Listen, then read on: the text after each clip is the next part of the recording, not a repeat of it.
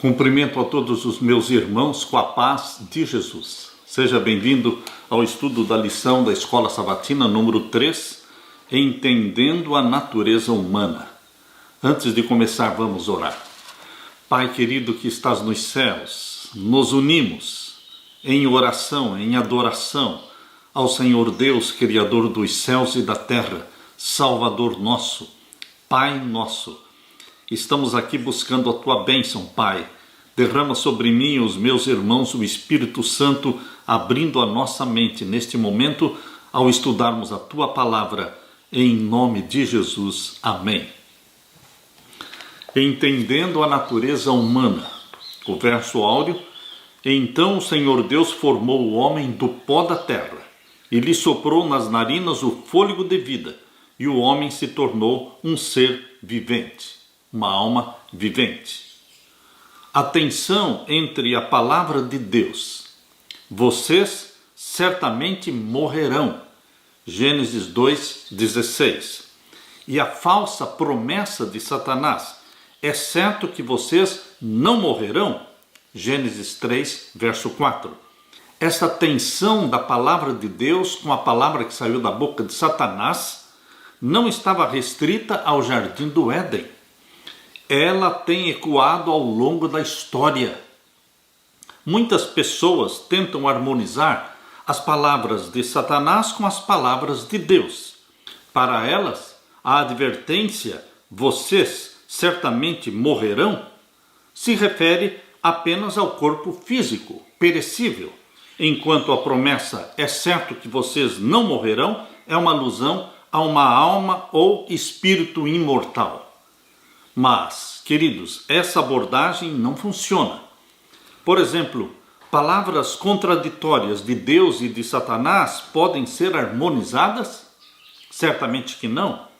Existe alguma alma ou espírito imaterial que sobreviva conscientemente à morte física, à morte do corpo? Existem muitas tentativas filosóficas e até científicas para responder a essas perguntas.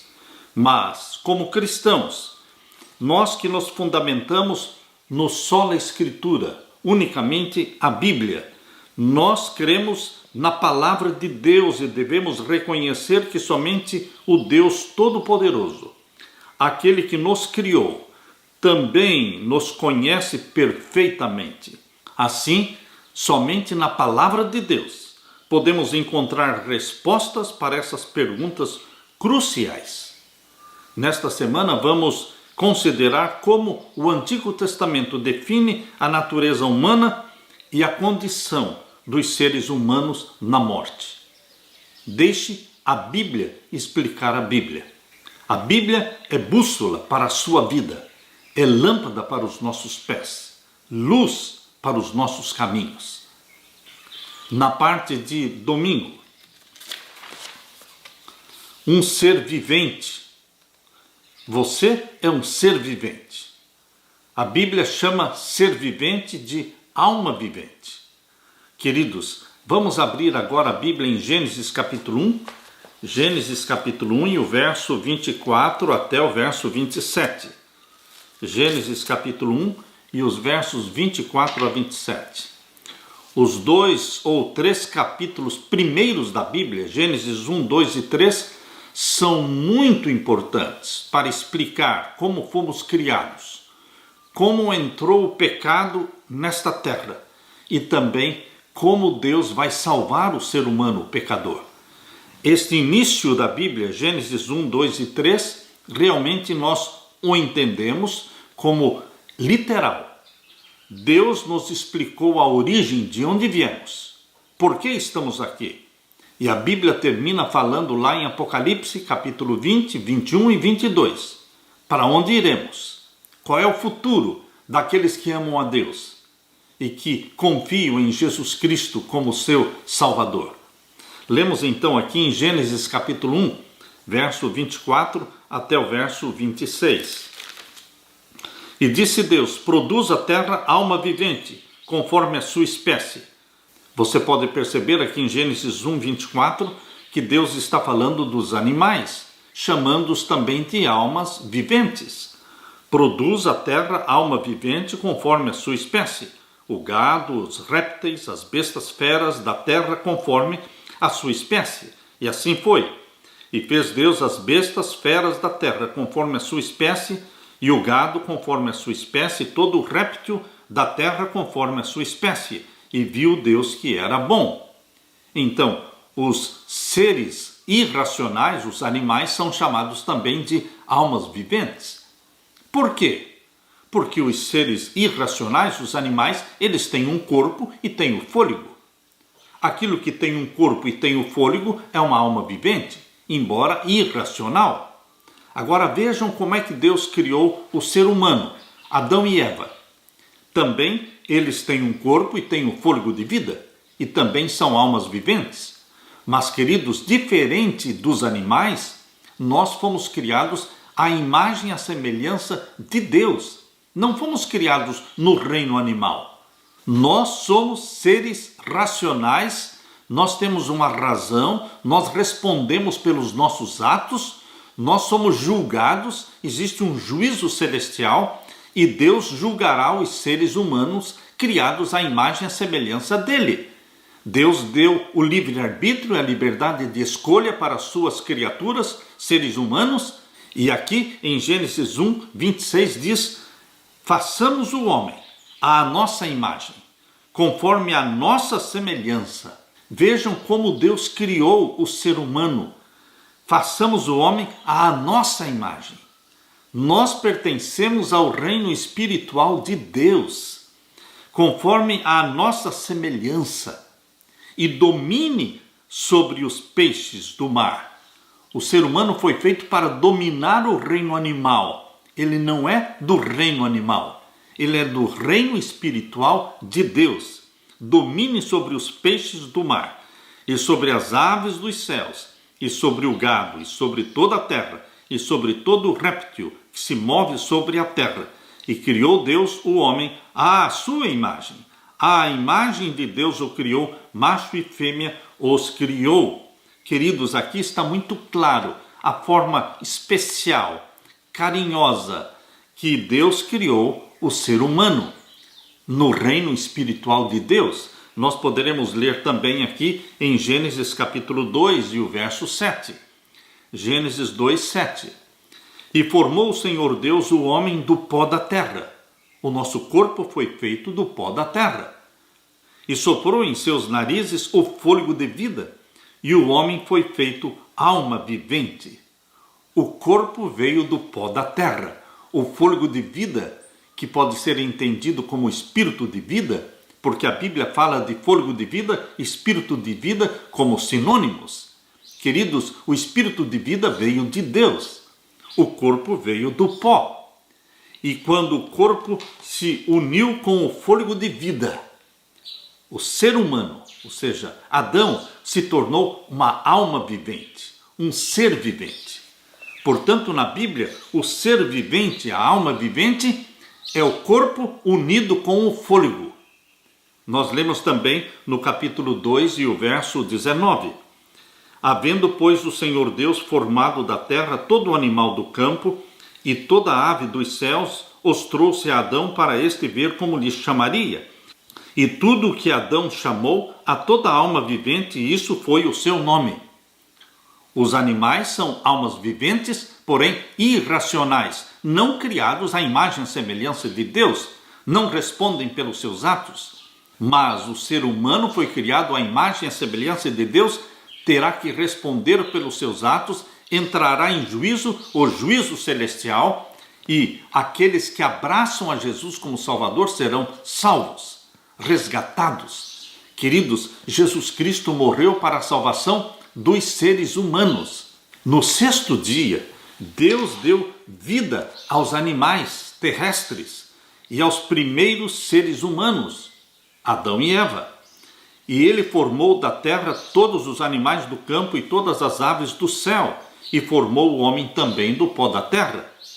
Embora tanto os animais quanto o ser humano tenham sido formados da terra, a formação do homem foi distinta da formação dos animais sob dois aspectos principais. Primeiro aspecto, Deus moldou o homem fisicamente e então lhe soprou nas narinas o fôlego de vida e o homem se tornou um ser vivente, uma alma vivente. Segundo Gênesis capítulo 2, verso 7. Segundo aspecto, Deus criou a humanidade como homem e mulher, à própria imagem e semelhança da divindade, conforme diz Gênesis capítulo 1 e o verso 26 e 27. O capítulo 2 de Gênesis, verso 7, explica que a introdução do sopro de vida, fôlego de vida, no corpo físico de Adão o transformou em um ser vivente. Nefesh, em hebraico, Nefesh Shayah, ou literalmente uma alma vivente. Isso significa que cada um de nós não tem uma alma.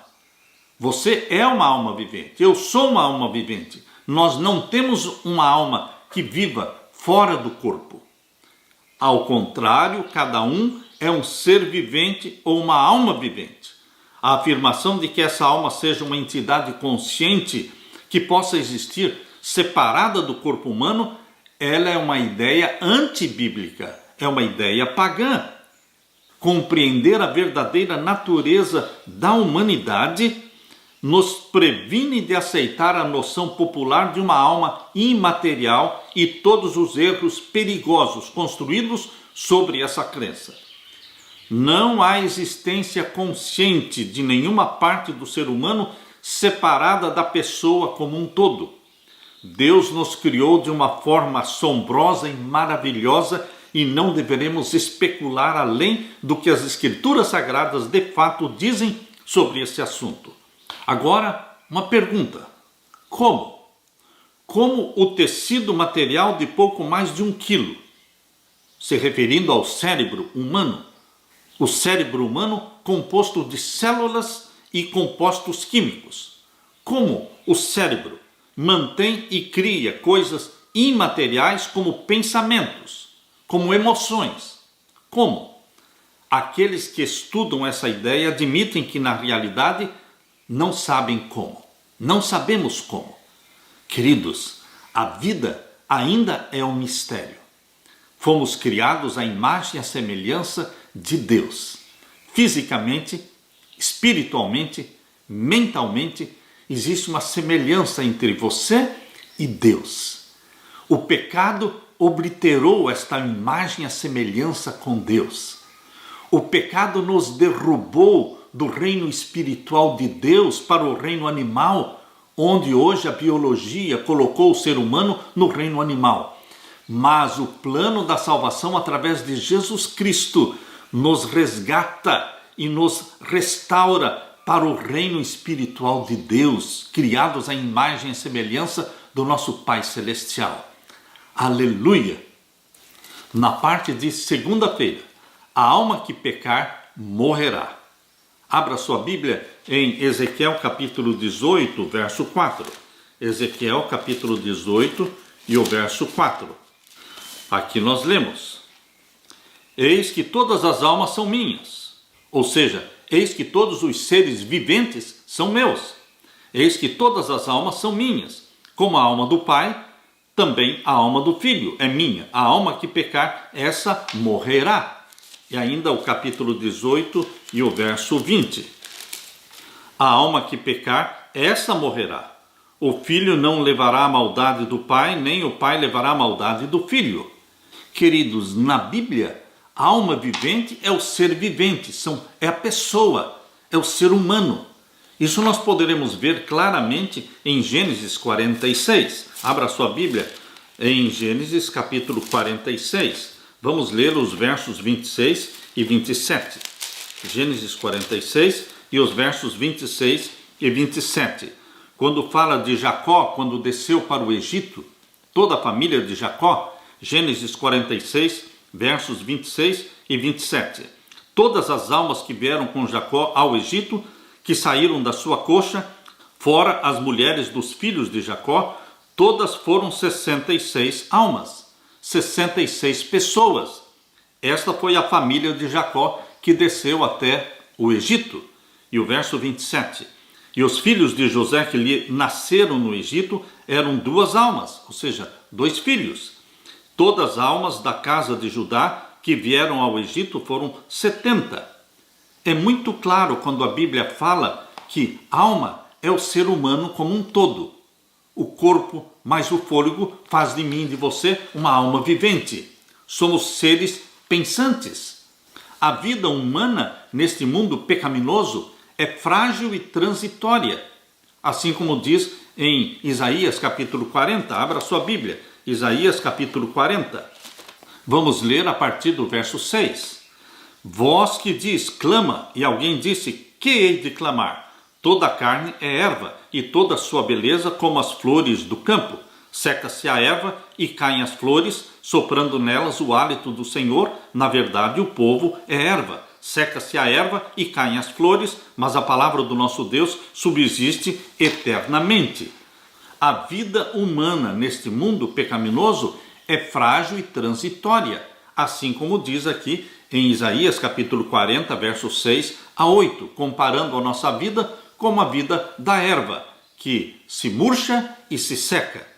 Nada infectado pelo pecado, queridos, nada que foi infectado pelo pecado pode ser eterno por natureza. Portanto, assim como por um só homem entrou o pecado no mundo, e pelo pecado veio a morte, assim também a morte passou a toda a humanidade, porque todos pecaram. Assim está escrito em Romanos capítulo 5, verso 12. A morte é a consequência natural do pecado, que afeta toda a vida neste mundo. Não existe nada de imortal em nós. Em consequência do pecado, nós morremos como um todo. Sobre esse assunto, existem 2 conceitos bíblicos importantes. Primeiro, os seres humanos e os animais morrem, ambos. E para compreender isso, vamos ler Eclesiastes capítulo 3. Eclesiastes capítulo 3 e os versos 19 e 20. Eclesiastes capítulo 3 e os versos 19 e 20. Aqui nós lemos: porque o que sucede aos filhos dos homens, isso mesmo também sucede aos animais. A mesma coisa lhes sucede. Como morre um, assim morre o outro. Todos têm o mesmo fôlego. E a vantagem dos homens sobre os animais não é nenhuma, porque todos são vaidade. Todos vão para um lugar, todos são pó e todos ao pó tornarão. Os animais e o ser humano, quando morrem, voltam para o pó. E o fôlego de vida veio de Deus, volta para Deus. Os seres humanos e os animais morrem de igual maneira. E aqui diz o verso 21. Quem adverte que o fôlego dos filhos dos homens sobe para cima e que o fôlego dos animais desce para baixo da terra? Então, queridos, a Bíblia deixa claro de que tanto os animais como os seres humanos morrem e o corpo volta ao pó e o fôlego de vida volta para Deus. Então, qual a diferença entre o ser humano e os animais? É que nós fomos criados à imagem e semelhança de Deus como seres racionais. Deus nos deu a liberdade de escolha e nós respondemos pelos nossos atos. Jesus Cristo veio para morrer não pelos animais. Jesus Cristo veio dar a sua vida em resgate dos seres humanos criados à imagem e semelhança de Deus. O segundo conceito é que a morte física de uma pessoa implica a cessação da sua existência como alma vivente. Em Gênesis 2,16, Deus havia alertado Adão e Eva. Abra sua Bíblia em Gênesis capítulo 2 e o verso 16. Aqui nós lemos: e ordenou o Senhor Deus ao homem, dizendo: de toda árvore do jardim comerás livremente, mas da árvore da ciência do bem e do mal, dela não comerás, porque no dia em que dela comeres, certamente morrerás. Deus havia alertado Adão e Eva de que se pecassem comendo o fruto da árvore do conhecimento do bem e do mal, eles morreriam. Deus não disse: vai morrer somente o corpo de vocês. Deus disse: vocês morrerão. Queridos, ecoando essa advertência, o Senhor ainda reforçou quando disse em Ezequiel capítulo 18, verso 4: a alma que pecar, essa morrerá. Essa afirmação tem duas implicações principais. Uma é que, uma vez que todos os seres humanos são pecadores, estamos sob o inevitável processo do envelhecimento e morte. Nós envelhecemos e morremos, assim como diz em Romanos capítulo 3 e o verso 23. Abra sua Bíblia em Romanos capítulo 3 e o verso 23. Aqui nós lemos: porque todos pecaram e destituídos estão da glória de Deus.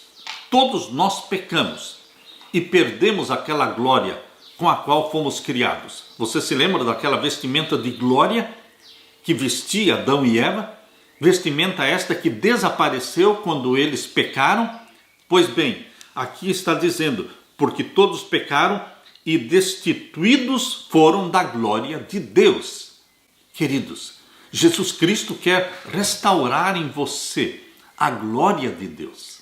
Deus quer tornar você e a mim seres espirituais, restaurar em nós esta imagem, esta semelhança divina.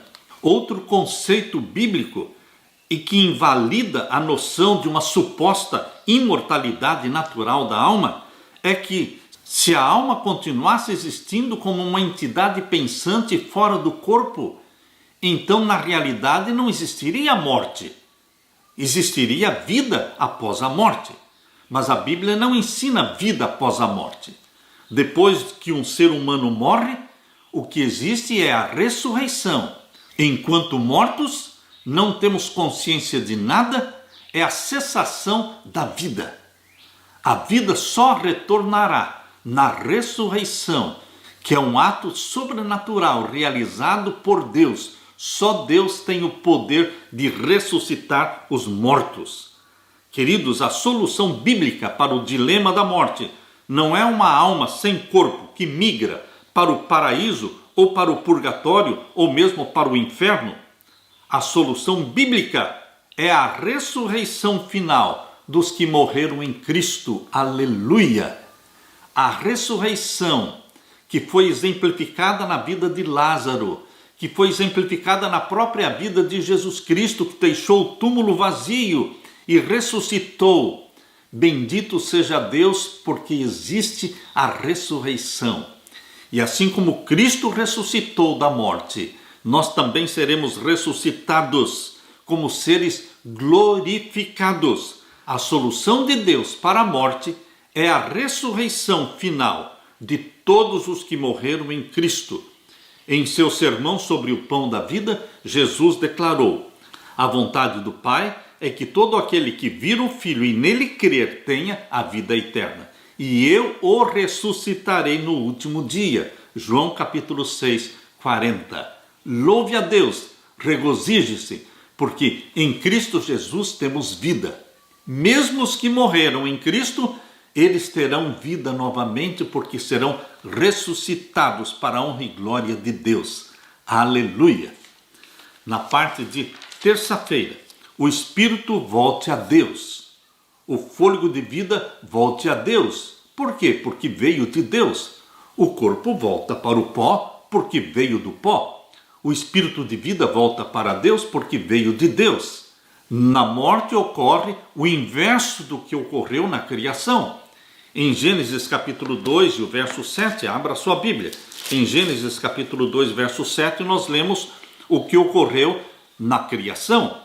E formou o Senhor Deus o homem do pó da terra, e soprou em seus narizes o fôlego de vida, e o homem foi feito alma vivente. Queridos, na morte ocorre o inverso. Eclesiastes capítulo 12, abra sua Bíblia. Eclesiastes capítulo 12, vamos ver então o verso 7. Eclesiastes 12, verso 7. O que ocorre na morte? E o pó volte à terra, como era, e o espírito volte a Deus que o deu. Bíblia explica a Bíblia. Queridos, esta é uma forma sábia e segura de você entender a Bíblia, deixando que a Bíblia explique a Bíblia. Nós lemos ainda em Gênesis capítulo 7 e o verso 22. Gênesis capítulo 7 e o verso 22. tudo que tinha fôlego de espírito de vida em seus narizes, tudo que havia no seco, morreu, falando do dilúvio. No dilúvio, salvaram-se 8 pessoas dentro da arca. E tudo que estava fora da arca morreu, diz aqui. Tudo que tinha fôlego de espírito de vida em seus narizes, tudo que havia no seco, morreu. Portanto, fôlego de vida, espírito de vida, são expressões sinônimas. O que veio de Deus foi o fôlego de vida, o espírito de vida. Espírito de vida não pode ser confundido com alma. O corpo não é alma, é o corpo. O fôlego de vida não é alma, é o fôlego de vida. Agora, quando o fôlego de vida se une ao corpo, então você se torna alma vivente. Não confunda corpo com alma e não confunda espírito de vida com alma. Espírito de vida não é uma entidade pensante que vive fora do corpo. É somente energia de vida que veio de Deus. Deus comunicou esta energia de vida para os animais e comunicou também para o ser humano. Só que nós, seres humanos, fomos criados à imagem e à semelhança de Deus, no reino espiritual de Deus. Como já vimos, a Bíblia ensina que o ser humano é uma alma e não tem uma alma. Não existe uma alma vivente que viva fora do corpo, quando o corpo morre. Quando você lê Eclesiastes capítulo 12, desde o verso 1 até o verso 7, ali descreve em termos bastante dramáticos o processo do envelhecimento, culminando com a morte. E então, Eclesiastes 12, verso 7, refere-se à morte como uma reversão do processo de criação mencionado em Gênesis 2, 7. Como já foi dito, no 6º dia da semana da criação, formou o Senhor Deus ao homem do pó da terra e lhe soprou nas narinas o fôlego de vida, e o homem passou a ser, não passou a ter, mas passou a ser alma vivente. Eclesiastes 12, 7 nos diz: o pó volte à terra de onde veio e o espírito volte a Deus que o deu. Assim, o fôlego de vida que Deus soprou nas narinas de Adão e que também forneceu a todos os outros seres humanos, retorna a Deus, ou em outras palavras, simplesmente deixa de fluir para eles e através deles. Devemos ter em mente, queridos, que Eclesiastes 12, verso 7 descreve o processo de morte de todos os seres humanos e o faz sem distinguir entre justos e ímpios. Tanto os justos como os ímpios morrem da mesma forma. Se os supostos espíritos de todos os que morrem sobrevivem como entidades pensantes, conscientes, então os espíritos dos ímpios estariam com Deus? Não, de forma alguma. Essa ideia não está em harmonia com o ensino da Bíblia. Como o processo da morte ocorre da mesma forma com os seres humanos e com os animais, a morte nada mais é do que deixar de existir como ser vivo. Como afirma o salmista, aqui em Salmo 104, abra sua Bíblia, Salmo 104, verso 29. Salmo 104 e o verso 29. Aqui nós lemos: escondes o teu rosto e ficam perturbados. Se lhes tiras a respiração, morrem e voltam para o seu pó. Se lhes tiras a respiração, ou seja, o fôlego de vida, eles voltam ao pó, deixam de existir. Queridos, o crer na Bíblia nos liberta dos enganos, dos artifícios de Satanás. Hoje, a imortalidade da alma, ensinada nas religiões pagãs, ensinada também na religião romana e que se espalhou por todas as igrejas protestantes, este ensino que não tem apoio bíblico de imortalidade da alma criou espaço para se desenvolver o espiritismo, para se desenvolver as crenças pagãs da reencarnação. Queridos, a reencarnação, o espiritismo, tudo encontra base e fundamento simplesmente numa doutrina herética, não bíblica, que é a doutrina da imortalidade da alma. O que a Bíblia ensina é a mortalidade da alma, porque Deus disse claramente para Adão e Eva: se comerem deste fruto da árvore proibida, certamente morrerão. Deixe que a Bíblia, meu querido irmão o liberte de todos os ensinos errôneos que têm sua origem no paganismo, têm origem na mente de Satanás e que se espalhou pelo mundo inteiro. Mas nós que cremos na Bíblia, que é luz para o nosso caminho, é lâmpada para os nossos pés, nós somos iluminados por Deus.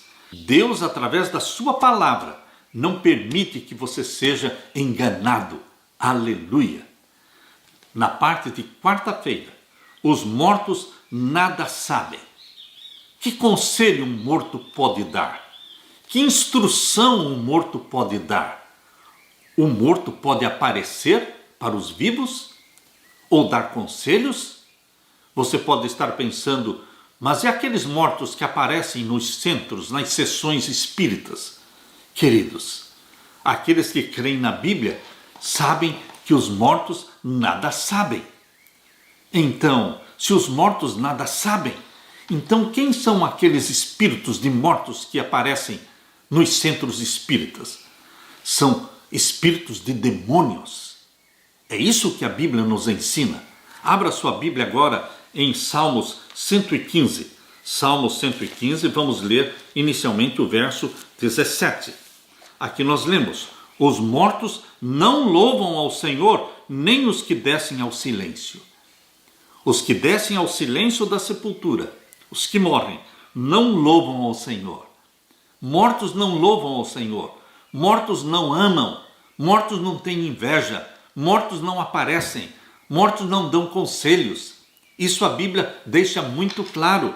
Leia também Eclesiastes agora, capítulo 9. Eclesiastes, capítulo 9, vamos ler então o verso 5 e o verso 6. Aqui nós lemos: porque os vivos sabem que hão de morrer, mas os mortos não sabem coisa nenhuma, nem tampouco eles têm jamais recompensa, mas a sua memória ficou entregue ao esquecimento. Morto não tem recompensa. Deus não dá recompensa para mortos. Os mortos não louvam ao Senhor, os mortos não têm recompensa. Mas, e os justos que morreram? Quando é que eles vão receber a recompensa? Na ressurreição, meus queridos. Na ressurreição. Por isso a Bíblia explica a Bíblia. Abra sua Bíblia em Lucas capítulo 14, verso 14. Lucas 14 e o verso 14.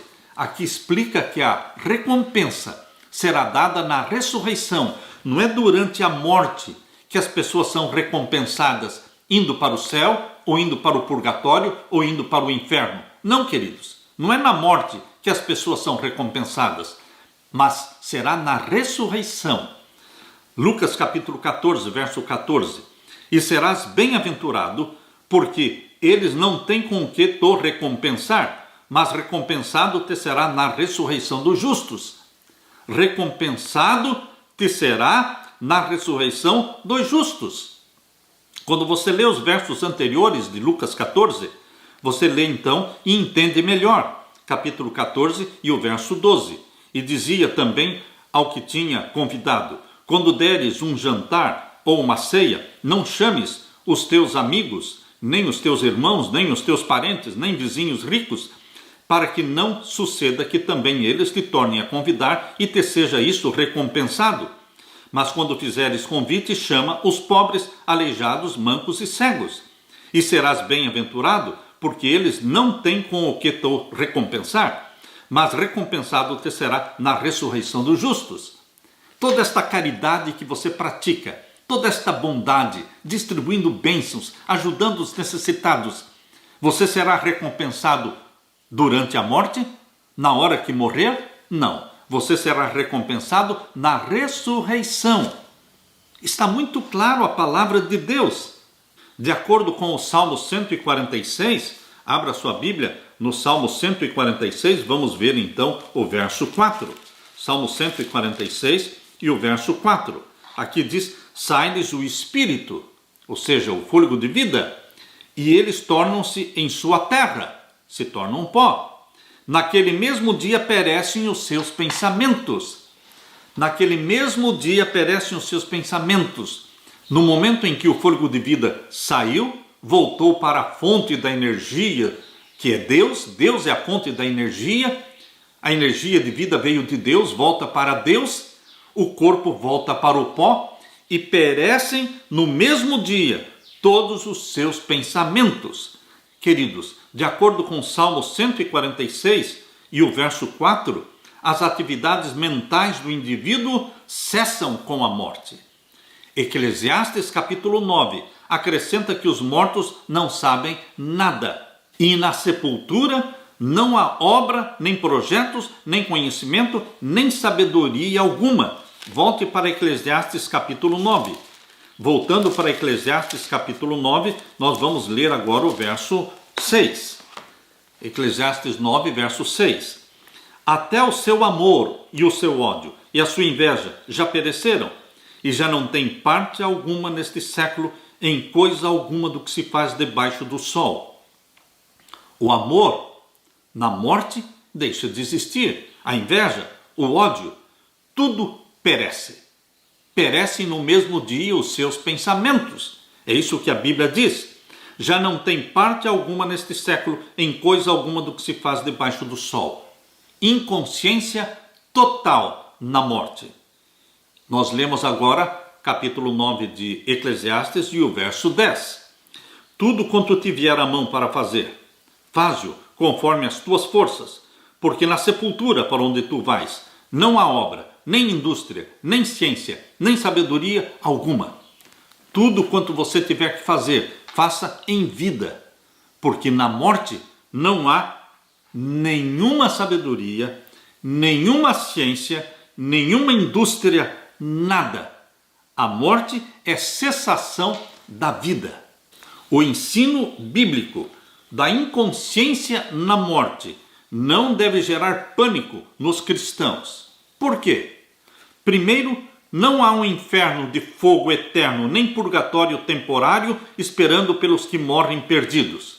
Não existe isso.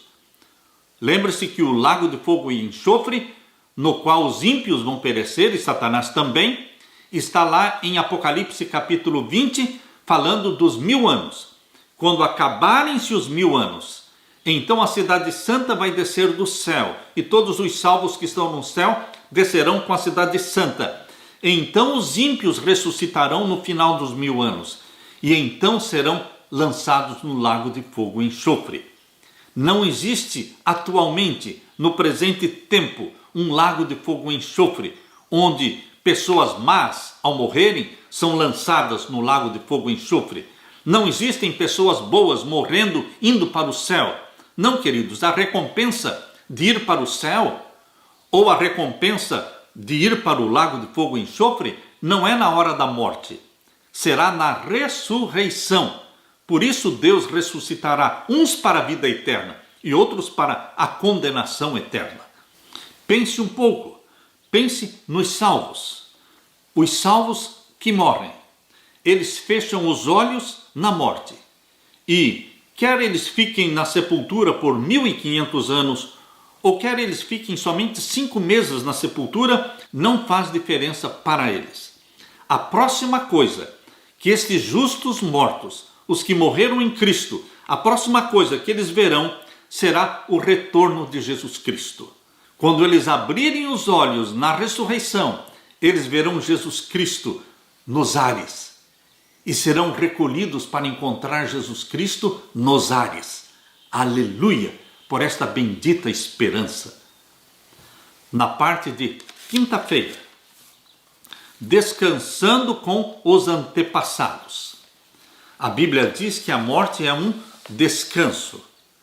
Vamos ler Gênesis capítulo 25 e o verso 8. Gênesis capítulo 25 e o verso 8. Aqui nós lemos: E Abraão expirou e morreu em boa velhice, velho e farto de dias, e foi congregado ao seu povo.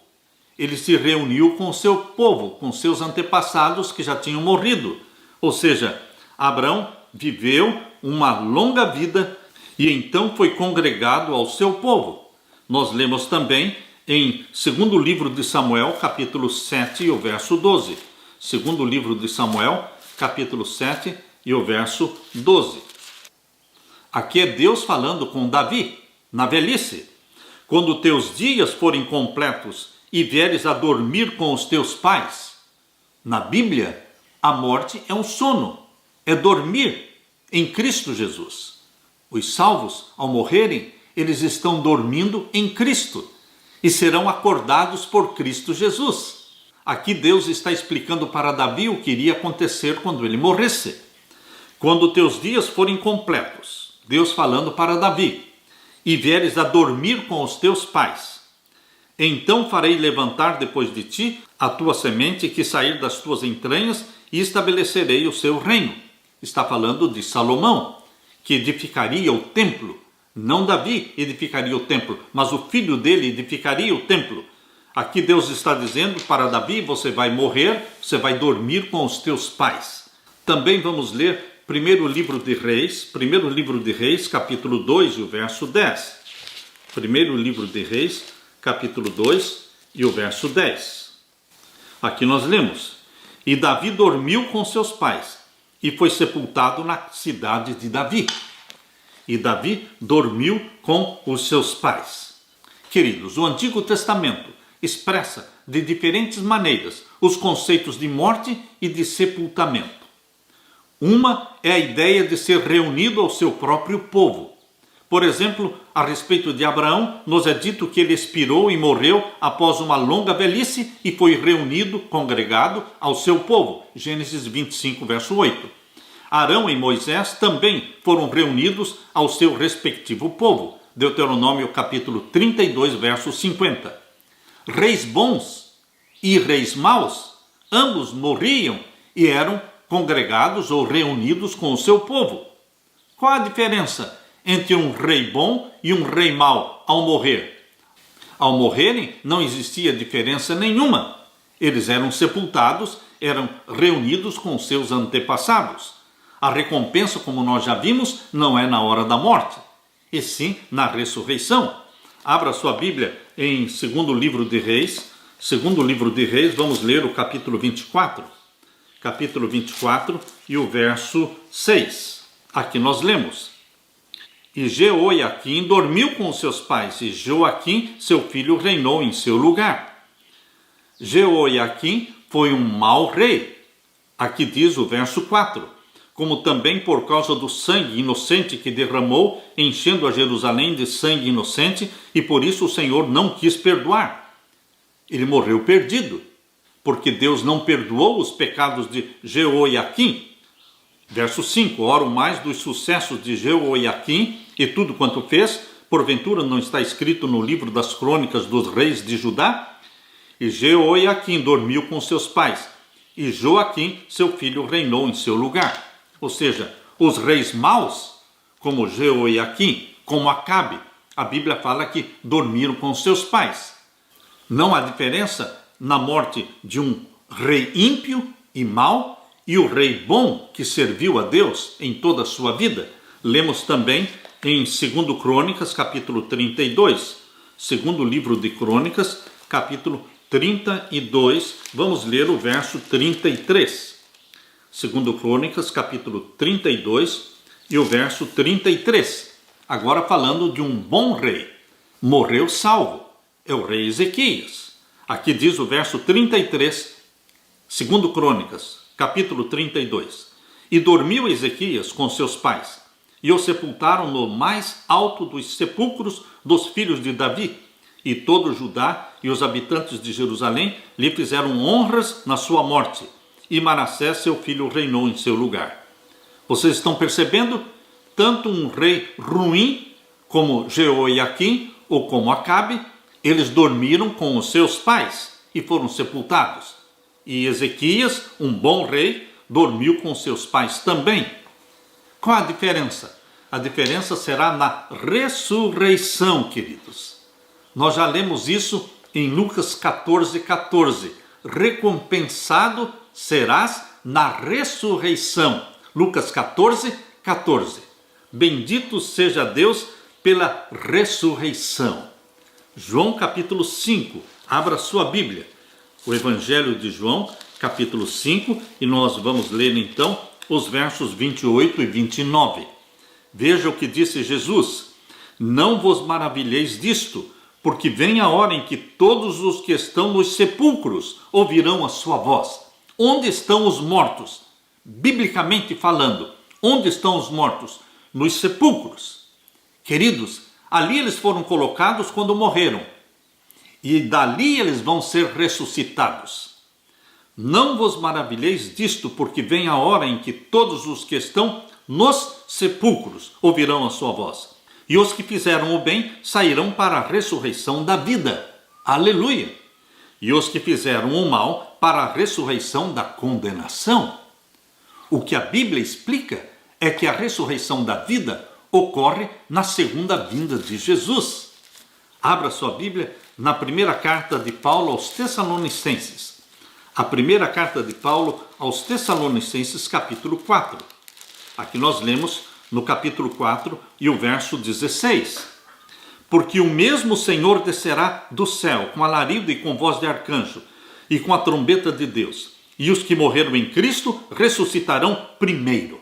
Os que morreram em Cristo ressuscitam na primeira ressurreição. Na segunda vinda de Jesus, quando Jesus descer do céu com poder e glória, e a trombeta de Deus soar, e a voz de Deus for ouvida, os mortos em Cristo ressuscitam primeiro. E os ímpios ressuscitam quando? Os ímpios ressuscitam no final dos 1000 anos. Apocalipse capítulo 20 e o verso 5. Abra sua Bíblia. Apocalipse 20 e o verso 5. Mas os outros mortos não reviveram até que os 1000 anos se acabaram. Todos os que não participarem da primeira ressurreição, na segunda vinda de Jesus, todos os que não participarem da primeira ressurreição vão participar da segunda. Mas a segunda ressurreição será ao se acabarem os 1000 anos. Por isso a Bíblia explica claramente, Apocalipse 20, verso 5. Mas os outros mortos não reviveram até que os 1000 anos se acabaram. Queridos, a recompensa será dada na ressurreição. Por isso, João capítulo 5, verso 28 e 29, ali fala de duas ressurreições. A da vida, na segunda vinda de Jesus, para sermos arrebatados para o céu, para vivermos 1000 anos no céu com Jesus Cristo. E a segunda ressurreição é a da condenação, que será no final dos 1000 anos, para então serem lançados no lago de fogo e enxofre. Queridos, Jesus Cristo oferece para você a vida. Mesmo que você e eu morramos, Ele nos ressuscitará e nos arrebatará para o céu. Nos dará uma vida eterna. A imortalidade que Ele tem, Ele vai nos dar na segunda vinda de Jesus Cristo. Quando recebermos um corpo glorificado, nós também estaremos recebendo a imortalidade sonhada, a imortalidade prometida. Mas isto não hoje, somente na segunda vinda de Jesus. Abra sua Bíblia na primeira carta de Paulo aos Coríntios, capítulo 15. Primeira carta de Paulo aos Coríntios, capítulo 15. Vamos ler então o verso 51 em diante. Eis aqui eu vos digo um mistério. Na verdade, nem todos dormiremos, nem todos morreremos, mas todos seremos transformados. Aleluia! Num momento, num abrir e fechar de olhos, ante a última trombeta, porque a trombeta soará e os mortos ressuscitarão incorruptíveis, e nós seremos transformados. Os mortos ressuscitam incorruptíveis, ou seja, glorificados, e os vivos serão transformados no abrir e fechar de olhos. Aleluia! Verso 53. Porque convém que isto que é corruptível se revista da incorruptibilidade, e que isto que é mortal se revista da imortalidade. E quando isto que é corruptível se revestir da incorruptibilidade, e isto que é mortal se revestir da imortalidade, então cumprir-se-á a palavra que está escrita: tragada foi a morte na vitória. A morte será vencida. Queridos, deixará de existir morte. Com a morte de Satanás, morre a morte. Porque o pecado é Satanás. Enquanto existir Satanás, existe a morte. Mas, morrendo Satanás, morre também a morte. Tragada foi a morte na vitória. E o verso 55 diz: onde está, ó morte, o teu aguilhão? Ou seja, onde está, ó morte, a tua força? Mas o verso 57: traz a bendita esperança. Leia comigo 1 Coríntios 15, 57. Mas graças a Deus que nos dá a vitória por nosso Senhor Jesus Cristo. Se vivermos até a volta de Jesus, seremos transformados no abrir e fechar de olhos, recebendo um corpo glorificado e imortal. Se nós morrermos, seremos ressuscitados incorruptíveis, já transformados, já glorificados. E seremos arrebatados para o céu, para vivermos para sempre com o Senhor. Portanto, queridos, eu termino lendo 1 Coríntios 15, 58. Portanto, meus amados irmãos, sejam firmes e constantes, sempre abundantes na obra do Senhor, sabendo que o nosso trabalho não é vão no Senhor. Seja constante no trabalho do Senhor, anime-se, seja firme e constante, abundante na obra do Senhor, sabendo que todo o trabalho que fazemos para Deus não é vão, será recompensado. Na segunda vinda de Jesus Cristo, receberemos vida eterna, imortal. Queridos, alegremo-nos com esta bendita esperança. Que Deus derrame sobre você esta bênção, a bênção da salvação em Jesus Cristo, a bênção da esperança de que Ele virá em breve e nos arrebatará para o céu. Aleluia! Deixo com vocês esta mensagem de esperança e de alegria e regozijo. Deixo com vocês a paz que só o meu Jesus pode dar. Amém.